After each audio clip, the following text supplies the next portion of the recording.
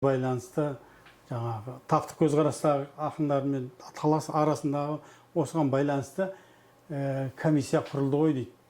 Сөйтіп біз Мәмбет Қойгелдиев екеуміз қанша күн сол архивті ақтардық дейді. Соны қарап жатып, бәрі тұр дейді орнына. Соны анау неге шығамыз дейді. Вахтер тұратын жер бар ғой. Тұрсынбек Кәкішев отырады дейді. Ой, жігіттер, сендер мықты жұмыс істеп жатсыңдар, шаң жұтып жатсыңдар. Мына бір сорпа, қазы қарта әкеліп едім, мына бір не алсаңдаршы деп. Сөйтіп, коньяк бар. Сосын енді қай бір жетіп жүрген шығармыз енді. Жедік дейді. Қазы қартасын, коньягын ішіп. Сөйтіп маған бүйтіп қарап тұр. Не болды, айта берсе енді ақыры бастап қойды ғой. Енді көріп тұрмыз ғой дейді да. Біздің істеп отқан жұмысымызға интерес сұмдық болып тұрған. Иә, айта берсеңші. Жігіттер кезінде сол Мағжанға байланысты қайтадан ақталатын кезінде шәкірті болып Сәбеңнің айтқанымен документтерді қол қойылып еді. Сол қателіктерімді адырайтып көрсетпей қойсаңдар бола ма деп өтініш жасады. Мен Кәрім Танаевқа айтқан сол папка ғой. Сондықтан ол архив деген нәрсе сондай. Қанша жасырғанмен ол куәгерлердің есінде болады, біріне бір айтып кетеді. Енді Сәбит Мұқановты шығарып салған кезде жерлеп қанша адамдар шығып түкіріпті ғой әйтеуір. Онда жаңағыдай қариялар айтады ғой. Енді Мағжанға байланысты мен архивке ұлттық қауіпсіздік комитеті КНБ-ның архивіне баяғы НКВД-ның документтерін беріңдер, киноға түсіремін деп рұқсат сұрадым, берілмеді. Жоқ деді. Одан кейін Міржақыптың киносында түсіріп атқанда тағы жаздым. Берілмеді. Содан Франциядан Белкасим деген режиссер келді. Француз алжирского происхождения дейді олар. Француздардың ішіндегі қожалар шағайды. Сол тоталитарный советский кино деген 6 сериал фильм түсіруге кепті. Сонда Қазақстанға осы ақтаңдақтар, менің тақырыбым ғой, сол туралы 10 минут эпизоды бар екен. Соған бәрі таласқан екен, жаңағы мен түсем деп, новый волна дейміз ғой, солардың режиссерлар. Оны бәрін итеріп тастап, мені шақырып алып, мені түсірді ғой енді. Сол жерде ең үлкен проблема жоқ, мен екі нәрсені айттым. Бірі дедім, мына ұлттың болашағынан қорқам, біз қалай Кремльден сәл артқа шегінсек, осы ұлтаралық от болып жатыр. Ферғанада болып жатыр, Молдавияда болып жатыр, анда мында әйтеуір. Сол сияқты біздің мына казачествода шауып жүр дедім да. Сосын екінші нәрсе дедім, маған қатты бататыны, бәр жерде мынау перестройка дейді, анау дейді, мынау дейді, бәрі айтылып жатыр. Егеменді Қазақстан дейді. Бірақ мына архив, КНБ-ның архиві бізге ашылмай тұр. Міне, мынандай кино түсірдім, мынау жоқ, мынаны бермейді, мынаны бермейді деп сол жерде мен айтқам. Кейін жұмысқа келсем, Кәрім Танаев шақырып алып, «Ей, Халил, өтіп бара жатырмын. Бер келді, не болды?» Қарасам, ұлттық қауіпсіздік комитетінің генералынан хат келіпті. Мә деп. Сөйтіп жаңағы Міржақып кино түсіріп жүрген кезде сол архивге кірдім. Сөйтіп жаңа Алашорданың папкалерін алып. Сонда Тұрсын Жұртбаев екеуміз баяғы қайраткерлерін допрос алған кабинетте пытка жасаған. Қазір олар осындай архивте отыратын зерттеушілердің кабинетіне айналған. Төрде Тұрсын Жұртбаев отырды, есіктің аузындағы столда мен отырдым. Сөйтіп ананың бәрін қарап, жаңа доностар тұр енді, пәлен жерде мыналар кездесті, мына жерде тұрды, анаумен отырып сөйлесті деп бәрі жазылып тұр.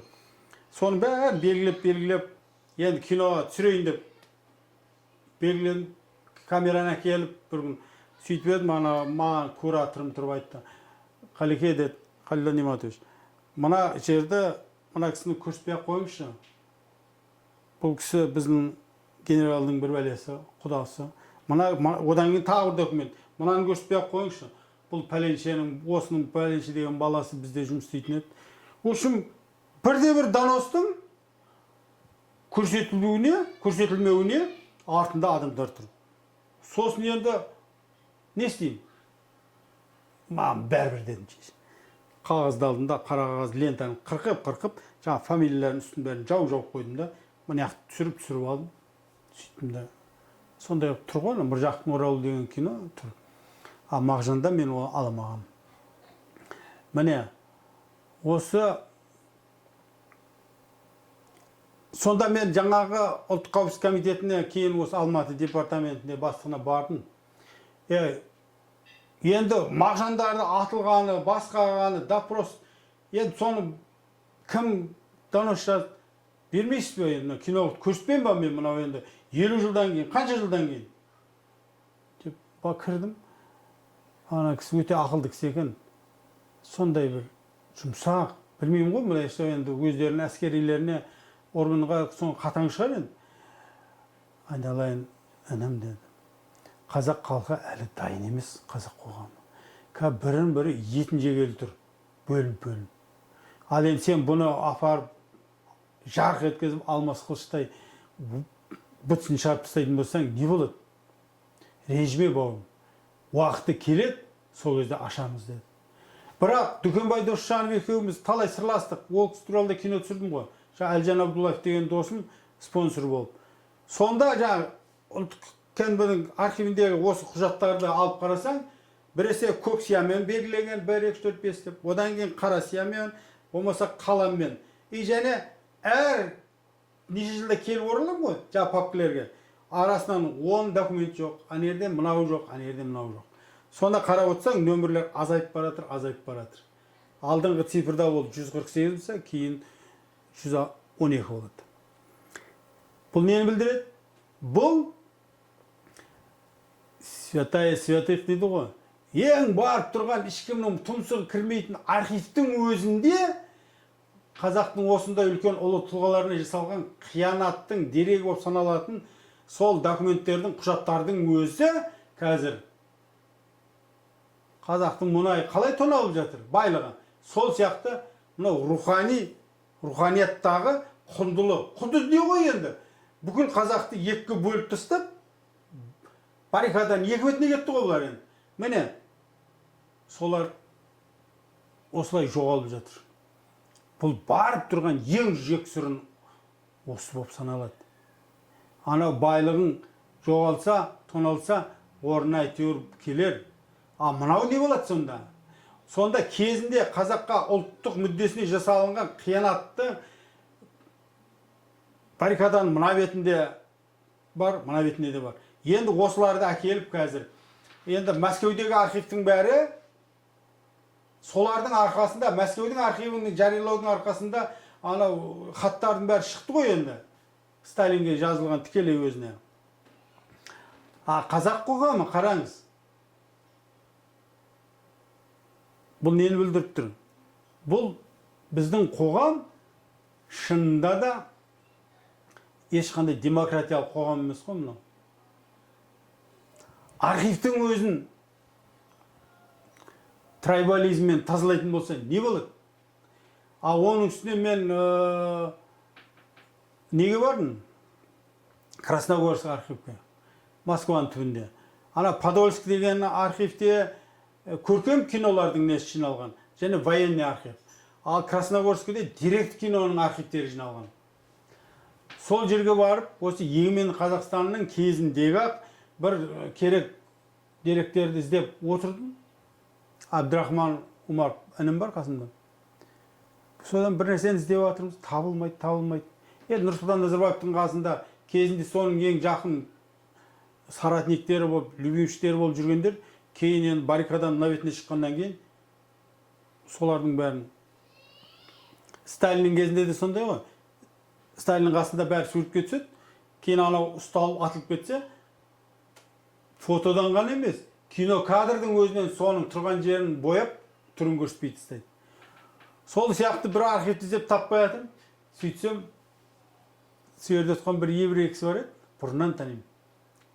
Бері келіп кетші дейді, оңаша темекі шегуге шығып. Іздеп, әуре болмай-ақ қойыңыздар дейді. Не? Қазақстаннан арнайы келіп, осы сіздердің елбасыларыңызға қатысты компроматтың бәрін тазалап алып кеткен деді. Мына сұмдық қараңыз. Сонда бұл не деген жексұрындық? Архив деген тұру керек қой. Бірде дос болады, бірде қас болады, қайтадан табысады. О, қоғам деген сонысымен қызық қой. Ал енді пәленшенің заманында деп жаңағы, міне жаңағы Мағжанның көз тірісінде 3 рет қудаланып көрмегені жоқ болса, енді қазір әлі Алаш қайраткерлері толығымен ақталып, толығымен жоғарыда тұр деп мен айта алмаймын. Оның бірақ белгісі бар. Алаш қозғалысының 100 жылдығы атаусыз өткен болды. Бір жетім жесірлердің тойы сияқты. Алаш қайраткерлерінің ең көсемі